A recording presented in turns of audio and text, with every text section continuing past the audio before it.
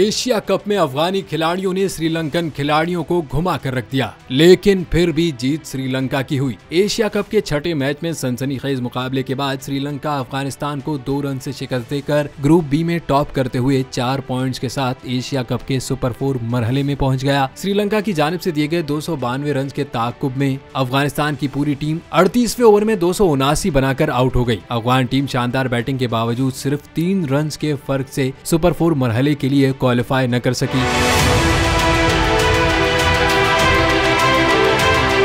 मोहम्मद नबी ने 65 और कप्तान हशमतुल्लाह शाहिदी ने 59 रन की शानदार इनिंग्स खेली। एशिया कप के सुपर 4 मरहले में पहुंचने के लिए अफगानिस्तान को श्रीलंका का 292 रन का हदफ 37.1 ओवर्स में हासिल करना था। यही वजह थी कि अफगानिस्तान ने अपनी पूरी इनिंग्स में विकेटें गिरने के बावजूद जारहाना खेल पेश किया, लेकिन अफगानिस्तान की पूरी टीम 37.4 ओवर्स में 289 रन पर ढेर हो गई, जिसके बाद वो सुपर 4 मरहले के लिए क्वालिफाई नहीं कर सकी।